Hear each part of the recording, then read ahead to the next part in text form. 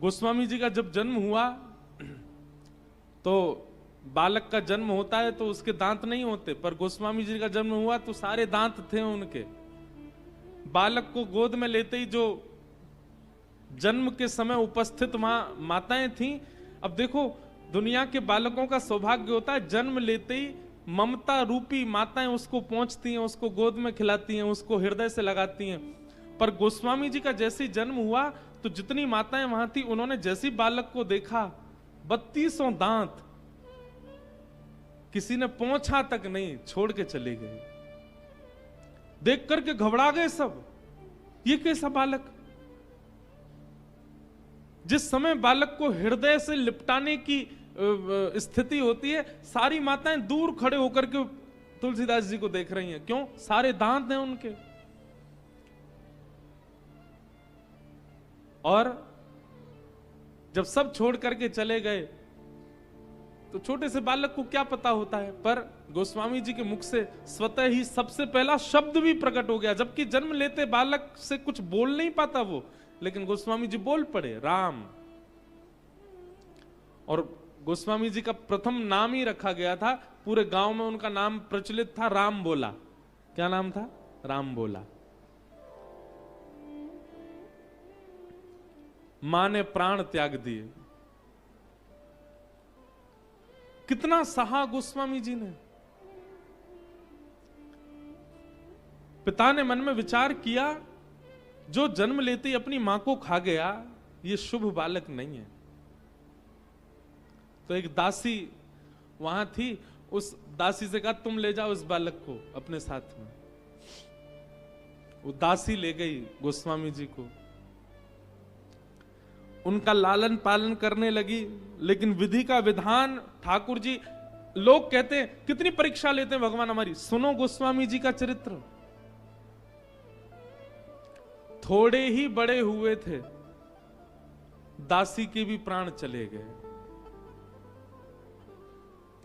दासी के गांव के लोगों ने जाकर के गोस्वामी जी के पिताजी से कहा कि आपका बालक है, आपने दासी को दे दिया था, अब उसके भी प्राण चलेगा, अब इसकी कौन देख रेख करेगा।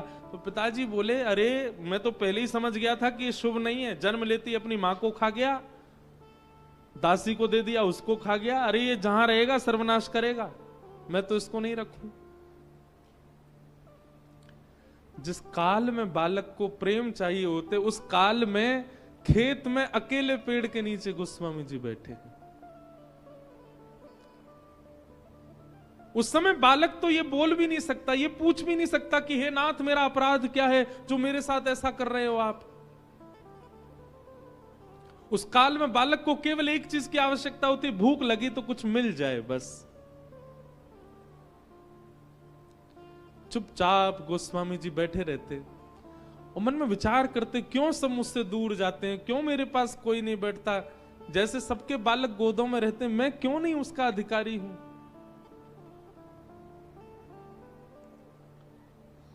और जिसके कोई नहीं होते उसको फिर हमारे महादेव अपनाते हैं। पार्वती जी को आज्ञा की, आप जाइए और जाकर के इस बालक का पोषण कीजिए। एक वृद्ध माता का रूप धारण करके पार्वती जी आती थी और कभी कुछ खिला जाती हैं, कभी कुछ पिला जाती हैं।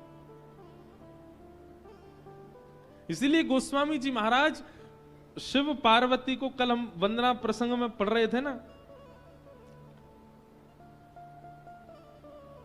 शिव पार्वती को श्री गोस्वामी तुलसीदास जी महाराज अपना माता पिता भी मानते। क्यों? बोले मुझे तो सबने छोड़ दिया था, लेकिन इन्होंने ही मेरा लालन पालन किया, इन्होंने ही मुझको।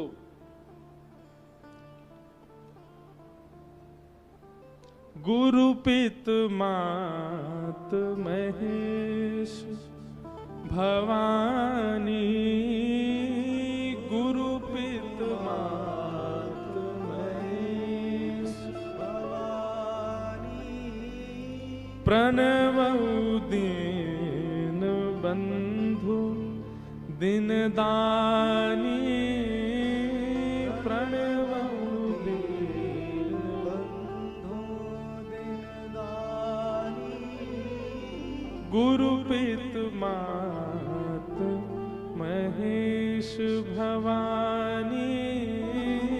गुरु पितु मात महेश भवानी। गोस्वामी जी के माता पिता हैं महादेव और पार्वती।